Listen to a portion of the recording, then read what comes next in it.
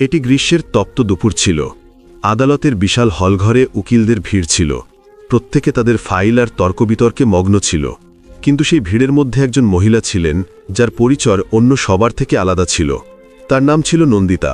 বয়স মাত্র ২৭ বছর, কিন্তু তার চেহারা আর চালচলন দেখে কেউ কল্পনাও করতে পারত না যে এত অল্প বয়সে এই মেয়ে উকিলের পেশায় এত দ্রুত এত বড় নাম করে ফেলবে। লোকে বলতো তিনি মামলা জিততে যে কোনো পর্যায়ে চলে যান, কিন্তু সত্যি ছিল এই যে তিনি সত্য আর ন্যায়ের জন্য প্রতিটি পদক্ষেপে লড়াই করতেন। শৈশবে তিনি অনেক দুঃখ দেখেছিলেন। মা বাবার ছায়া মাথার ওপর থেকে খুব তাড়াতাড়ি হারিয়ে গিয়েছিল, আর আত্মীয়দের মধ্যে বড় হতে হতে তিনি বুঝেছিলেন যে এতিম শিশুদের সমাজ কিভাবে বোঝা মনে করে। এই কারণেই তিনি আইনের পড়াশোনা বেছে নিয়েছিলেন, যাতে কখনো কারো সঙ্গে অন্যায় হলে তিনি খোলাখুলি লড়তে পারেন। সেদিন আদালতে একটি মামলা এসেছিল। একটি ১৪ বছরের ছেলের বিরুদ্ধে অভিযোগ ছিল যে সে পাশের দোকান থেকে চুরি করেছে। ছেলেটির নাম ছিল ঈশান। চেহারা কৃশ, চোখে ভয় আর নির্দোষতা স্পষ্ট ঝলকাচ্ছিল। পুলিশ তাকে ধরে এনেছিল, আর লোকে বলছিল যে এই ছেলে জন্মগতভাবে চোর, এর কোনো চিকিৎসা নেই। কিন্তু নন্দিতার দৃষ্টি যখন তার উপর পড়ল, তিনি বিশ্বাসই করতে পারলেন না যে এত ছোট আর নির্দোষ দেখতে এই ছেলে চোর হতে পারে। তিনি তৎক্ষণাৎ তার পক্ষে মামলা লড়ার সিদ্ধান্ত নিলেন।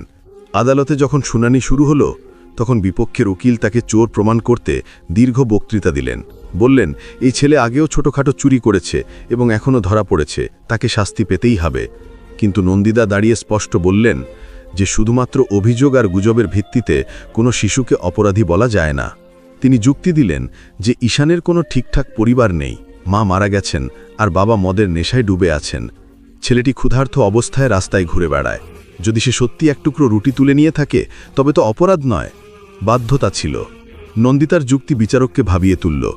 শেষ পর্যন্ত আদালত ঈশানকে নির্দোষ ঘোষণা করল এবং বলল এই ছেলেকে কোনো সংস্থা বা দায়িত্বশীল ব্যক্তির তত্ত্বাবধানে রাখা হোক। আদালত থেকে বের হওয়ার সময় ঈশানের চোখে অশ্রু ছিল। সে নন্দিতার পা জড়িয়ে ধরে বলল, দিদি, আপনি না থাকলে আমি আর জেলে থাকতাম। নন্দিতা তাকে তুলে নিজের কাছে বসালেন। তিনি ভাবতে লাগলেন এখন এই ছেলেকে কোথায় পাঠানো যায়। কোনো সংস্থায় পাঠানোর মানে ছিল সেখানে সে আবার অসহায় আর একা হয়ে যাবে, যে বেদনা তিনি নিজের শৈশবে অনুভব করেছিলেন। হঠাৎ তার মনে হলো কেননা তিনি নিজেই ঈশানকে নিজের সঙ্গে রাখেন। পরের দিন তিনি আদালতে আবেদন করলেন যে ঈশানকে তার তত্ত্বাবধানে থাকতে দেওয়া হোক, যা আদালত মঞ্জুর করল। এইভাবে ঈশান নন্দিতার বাড়িতে এলো। প্রথমে ঈশান খুব ভয় পেত। তাকে মনে হতো এখানেও হয়তো তাকে বকা বা মার খেতে হবে। কিন্তু নন্দিতা সবসময় তাকে ভালোবাসার সঙ্গে রাখলেন, তাকে পড়াশোনায় লাগালেন, ভালো জামাকাপড় দিলেন এবং সবচেয়ে বড় কথা, তাকে এই অনুভূতি দিলেন যে সে একা নয়। ধীরে ধীরে ঈশানের জীবন বদলে যেতে লাগল। তার মুখে উজ্জ্বলতা ফিরে এলো এবং পড়াশোনাতেও সে ভালো করতে লাগল। পাড়ার লোকেরা অবাক হয়ে গেল যে যে ছেলেকে কাল পর্যন্ত চোর বলা হতো, সে আজ নন্দিতার মতো নামকরা উকিলের সঙ্গে থেকে একেবারে বদলে গেছে।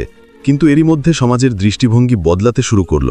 লোকে ফিসফিস করতে লাগল যে একজন অবিবাহিত তরুণী তার বাড়িতে ১৪ বছরের ছেলেকে রাখছে, এর পরিণতি কী হবে কে জানে। নন্দিতাই তিরস্কারগুলো উপেক্ষা করতেন, কিন্তু ভিতরে ভিতরে তিনিও বিরক্ত হয়ে উঠছিলেন। ঈশানের নির্দোষতা তাকে খুব ভালো লাগত। মাঝে মাঝে তিনি বসে ভাবতেন যেমন তিনি শৈশবের একাকিত্ব সহ্য করেছিলেন, তেমনি ঈশানও তা সহ্য করেছে। সম্ভবত এই কারণেই তিনি তার প্রতি আকৃষ্ট হচ্ছিলেন। ঈশানও ধীরে ধীরে নন্দিতাকে শুধু দিদি বলে মনে করা বন্ধ করে দিয়েছিল। তার হৃদয়ে এক অদ্ভুত স্নেহ জন্ম নিয়েছিল, যা সে নিজেও বুঝতে পারত না। একদিন স্কুলে কিছু ছেলে ঈশানকে ঠাট্টা করে বলল, তুই তো মনো দিদির বাড়িতে পড়ে আছিস, তোর মা বাবা তো নেই। ঈশান কাঁদতে কাঁদতে বাড়ি ফিরল এবং নন্দিতার সঙ্গে জড়িয়ে ধরল। নন্দিতা তার অশ্রু মুছে দিয়ে বললেন, ঈশান, এখন আমি তোর জন্য সব, তোকে কারো অভাব বোধ করতে দেব না। সেই মুহূর্তে তাদের মধ্যে এমন একটি সম্পর্ক জন্ম নিচ্ছিল যার নাম দেওয়া সহজ ছিল না। সমাজের দেয়ালগুলো নিশ্চয়ই উঁচু ছিল, কিন্তু হৃদয়ের অনুভূতিগুলো সেই দেওয়াল ভেঙে ফেলছিল। আগামী দিনগুলোতে সেই অনুভূতিগুলো এমন এক মোড়ে পৌঁছবে যেখানে নন্দিতা আর ঈশানকে এমন একটি সিদ্ধান্ত নিতে হবে যার কথা কেউ কল্পনাও করেনি। ঈশান এখন নন্দিতার সঙ্গে থাকতে থাকতে ধীরে ধীরে বদলে গেছিল। সে আর আগের মতো ভীত আর সংকুচিত ছেলে ছিল না, বরং আত্মবিশ্বাসে ভরপুর একটি শিশু হয়ে উঠেছিল। কিন্তু এই বয়সের মোড়ে তার মন বারবার বিচলিত হয়ে পড়ত। কখনো সে নিজেকে খুব ছোট মনে করত, আবার কখনো মনে হতো যে নন্দিতাই তার পুরো পৃথিবী। নন্দিতার জীবনও এখন ঈশান ছাড়া অসম্পূর্ণ লাগতে শুরু করেছিল। তিনি সকালে উঠে তার জন্য নাস্তা তৈরি করতেন, স্কুলে পাঠাতেন, ফিরে এলে হোমওয়ার্ক করাতেন, আর রাতে তার মাথায় হাত বুলিয়ে বলতেন, যে তুই একদম একা নস, আমি আছি তোর সঙ্গে। ধীরে ধীরে তাদের মধ্যে সম্পর্ক আরও গভীর হয়ে গেল, কিন্তু এই সম্পর্ক এমন ছিল যা সমাজ বুঝতে পারত না, গ্রহণও করতে পারত না। পাড়ায় আলোচনা শুরু হলো যে একজন অবিবাহিত মহিলা উকিল তার থেকে ১৩ বছরের ছোট ছেলেকে পালন করছে। লোকে ফিসফিস করত, ভবিষ্যতে কি হবে কে জানে। নন্দিতা এই কথাগুলো পারোয়া করতেন না, তবে মাঝে মাঝে রাতে একা একা ভাবতেন, সত্যিই কি তিনি ঈশানকে দত্তক নিয়ে ভুল করছেন? কিন্তু যখনই ঈশান তার কুলে মাথা রেখে ঘুমিয়ে পড়ত, তখন সব প্রশ্ন ঝাপসা হয়ে যেত, আর তার মনে হতো তিনি ঠিকই করছেন। ঈশানের পড়াশোনার প্রতি আগ্রহ বাড়তে লাগল। সে ভালো নম্বর পেতে শুরু করল। স্কুলের শিক্ষকরাও তার প্রশংসা করতে লাগলেন, কিন্তু অন্যান্য শিশুরা তাকে তিরস্কার করত। তোর মা নেই, তোর কাছে শুধু উকিল দিদি আছে। এই কথাগুলো ঈশানকে আঘাত করত। আর সে নন্দিতাকে বলতো, দিদি, তুমি আমাকে মা বলতে বাধা দাও কেন? আমি যদি তোমাকে মা বলি তাহলে সবার কথা বন্ধ হয়ে যাবে। নন্দিতা তার সরলতায় হাসতেন, কিন্তু মনে মনে ভাবতেন, সত্যিই তো, তিনি মায়ের চেয়েও তার জন্য বেশি কিছু হয়ে গেছেন। একদিন নন্দিতা আদালত থেকে একটি বড় মামলা লড়ে ফিরলেন। খুব ক্লান্ত ছিলেন। ঈশান দৌড়ে এসে বলল, তুমি জিতেছ তাই না দিদি? নন্দিতা তাকে জড়িয়ে ধরে বললেন, হ্যাঁ, তোর বিশ্বাস আমাকে জিতিয়েছে। সেই মুহূর্তে ঈশানের হৃদয়ে এই কথা পোক্ত হলো যে সে নন্দিতা ছাড়া বাঁচতে পারবে না। সময় কাটতে লাগলো।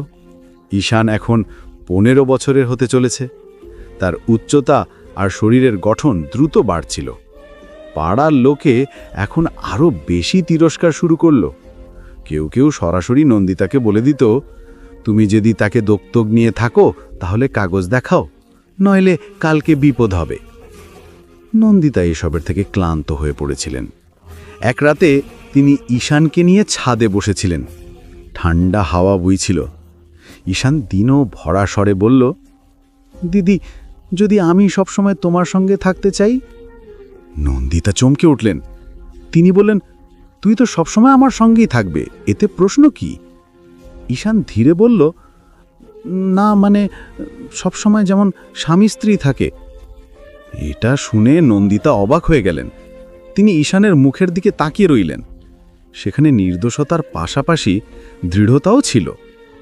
তিনি তৎক্ষণাৎ কিছু বললেন না, শুধু তার মাথায় হাত বুলিয়ে বললেন, তুই এখনো ছোট ঈশান, এসব ব্যাপার তোকে বোঝা যায় না। কিন্তু সেই রাতেও নন্দিতাও পাশ ফিরে ফিরে কাটালেন। ঈশানের কথাগুলো তার মনে বারবার ফিরে আসছিল। পরের দিন আদালতে মামলা লড়তে গিয়েও তার মন সেখানে আটকে থাকল না।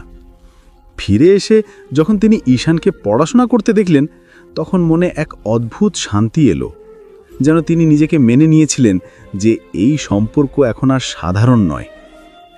দিনগুলো কাটতে লাগলো, আর সমাজের চাপ বাড়তে লাগলো।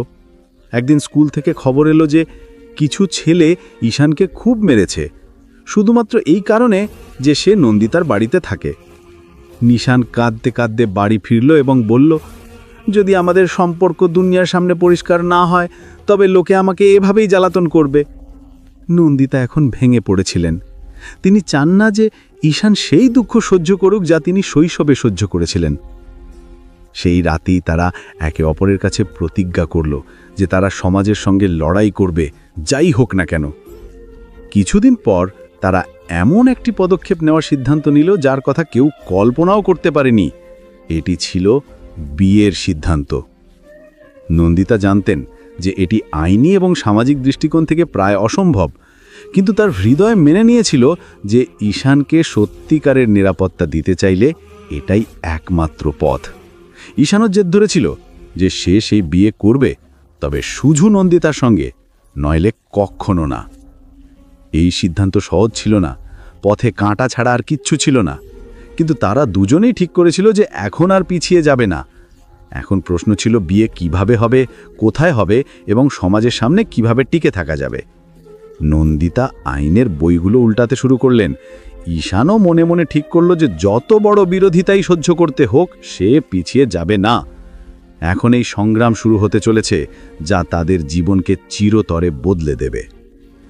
নন্দিতা ভালোভাবেই জানতেন যে বিয়ের সিদ্ধান্ত সহজ নয়, তিনি আইনের বইগুলো বারবার পড়লেন। তাতে স্পষ্ট লেখা ছিল যে বিয়ের জন্য ছেলে এবং মেয়ে উভয়ের বয়স নির্দিষ্ট আছে। ছেলের জন্য 18 এবং মেয়ের জন্য 21 বছরের বেশি হওয়া প্রয়োজন। কিন্তু ঈশান তো এখনো 15 বছরও পূর্ণ করেনি। এমন পরিস্থিতিতে এই পদক্ষেপ আইনত অপরাধ বলে গণ্য হবে। তবুও তার হৃদয়ের বেদনা তাকে ক্রমাগত ঝাঁকিয়ে দিচ্ছিল।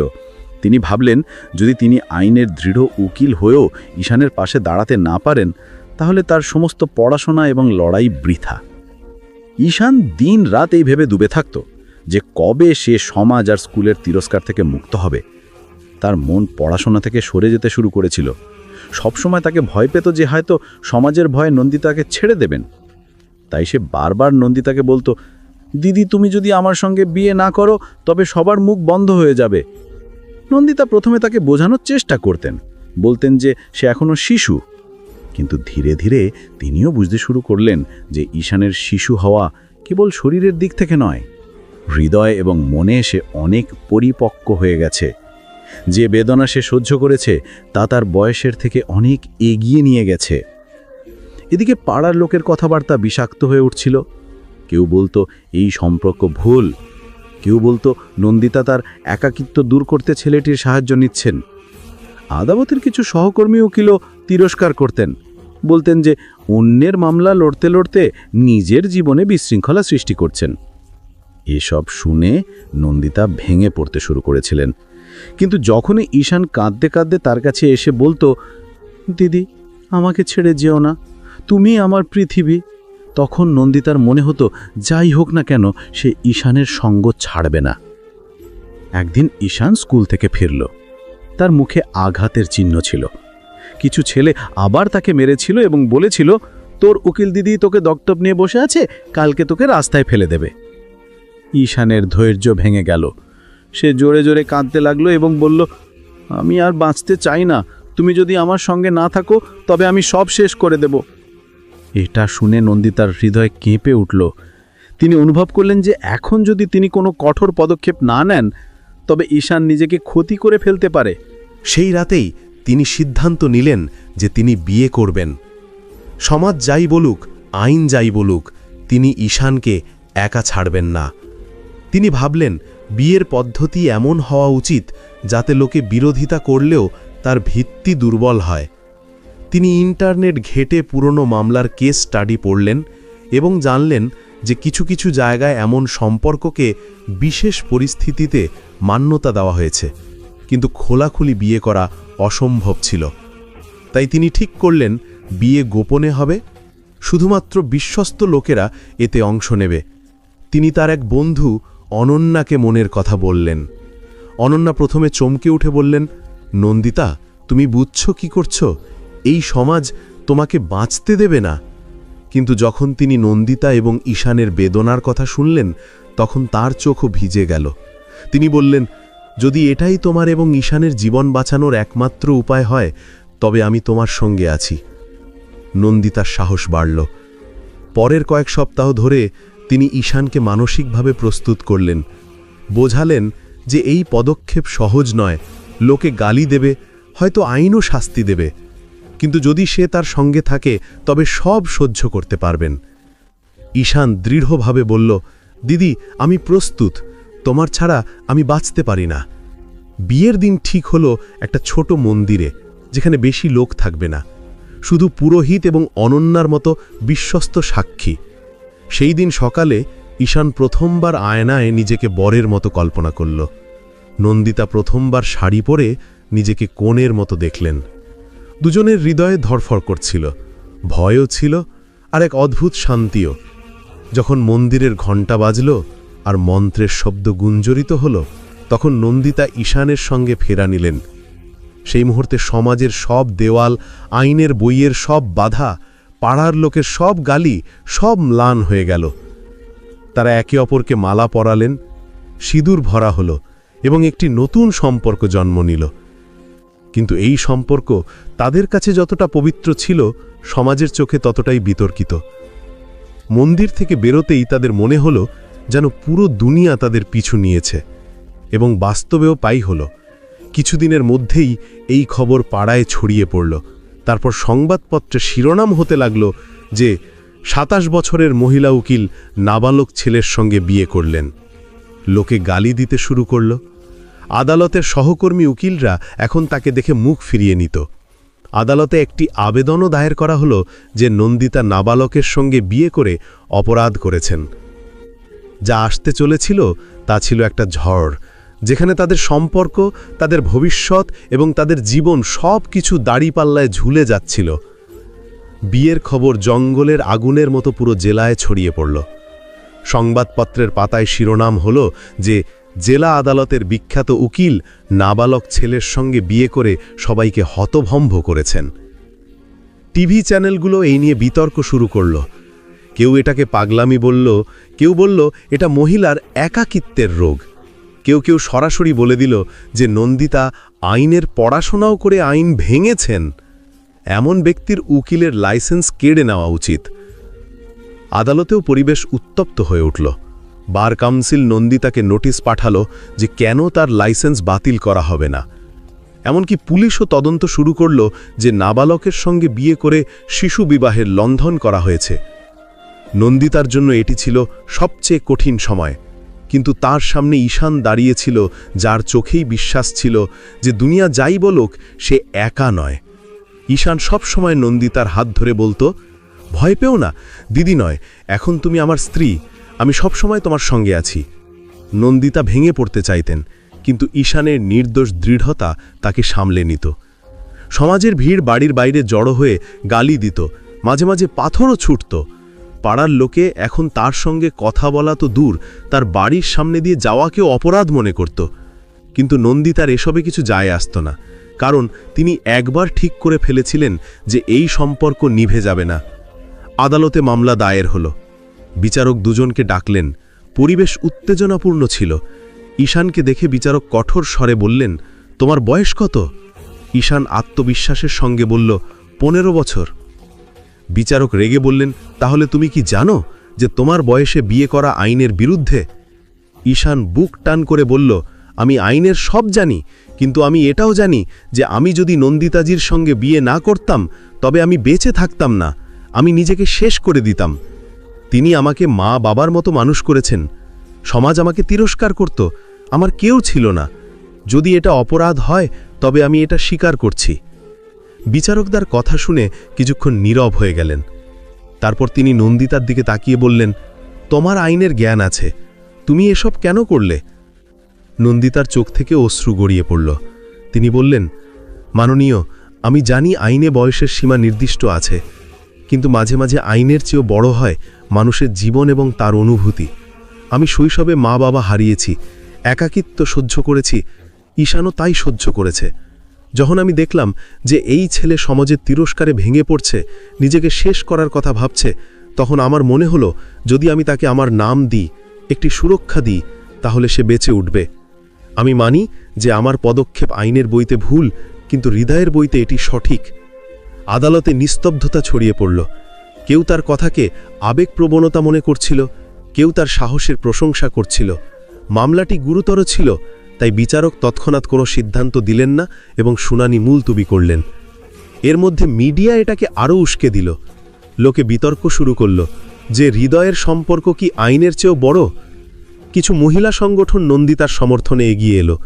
তারা বলল, যদি ছেলে এবং মেয়ে উভয়ের সম্মতি থাকে এবং সম্পর্কটি বাধ্যতার মধ্যে গড়ে ওঠে, তবে তাকে শুধু অপরাধ বলা অন্যায়। কিন্তু অন্যদিকে শিশু সুরক্ষা সংস্থা এবং আইন বিশেষজ্ঞরা কঠোরভাবে বলছিলেন যে এটি শিশু বিবাহ এবং এটাকে যে কোনো মূল্যে বন্ধ করতে হবে। এর মধ্যে ঈশানকে স্কুল থেকেও বহিষ্কার করা হলো। কারণ দেওয়া হলো যে তার বিয়ে হয়ে গেছে, তাই সে আর নাবালক শ্রেণীর পড়াশোনা চালিয়ে যেতে পারে না। এই খবর ঈশানের জন্য সবচেয়ে বড় ধাক্কা ছিল। সে কাঁদতে কাঁদতে নন্দিতার কাছে বলল, এখন আমি পড়তেও পারবো না, সব শেষ হয়ে গেল। নন্দিতা তাকে জড়িয়ে ধরে বললেন, না ঈশান, এটা শেষ হয়নি, এটা তো শুরু। আমি তোর অধিকারের জন্য লড়ব, যেমন আমি প্রতিটি মামলায় লড়েছি। আদালত মামলার গুরুত্ব বিবেচনা করে ঈশানের পড়াশোনার ওপর নিষেধাজ্ঞা তুলে নিল এবং আদেশ দিল যে তাকে শিক্ষা চালিয়ে যেতে দেওয়া হোক। এটি ছিল নন্দিতার প্রথম জয়। যদিও বিয়ে নিয়ে আইনি লড়াই চলতে থাকল, এর মধ্যে সমাজের দৃষ্টিভঙ্গি ধীরে ধীরে বদলাতে শুরু করল। কিছু লোক এখন বলতে শুরু করল যে হয়তো নন্দিতা ভুল করেননি, তিনি একটি এতিম ছেলের জীবন বাঁচিয়েছেন।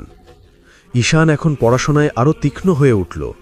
সে প্রতি মুহূর্তে এটি প্রমাণ করতে চাইল যে নন্দিতার সিদ্ধান্ত ভুল ছিল না।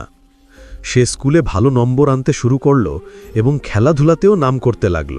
সংবাদপত্রে আবার খবর ছাপা হলো, নাবালক বর এখন পড়াশোনা এবং খেলাই উজ্জ্বল। সময় কাটতে লাগল। ঈশান 18 বছরের হয়ে গেল। সেদিন নন্দিতা চোখের দিকে তাকিয়ে বললেন, এখন আমাদের সম্পর্ক আইনের দৃষ্টিতেও বৈধ। ঈশান হেসে বলল, আমাদের সম্পর্ক তো সেই দিনই বৈধ হয়ে গেছিল যেদিন তুমি আমার হাত ধরেছিলে। সমাজ যারা একসময় তাদের গালি দিয়েছিল, এখন ধীরে ধীরে তাদের সম্মান দিতে শুরু করল। আদালতও শেষ পর্যন্ত রায় দিয়ে বলল যে যদিও বিয়ের সময় আইনের লঙ্ঘন হয়েছিল, তবে পরিস্থিতি বিবেচনা করে এই সম্পর্ক এখন মান্য বলে গণ্য হবে।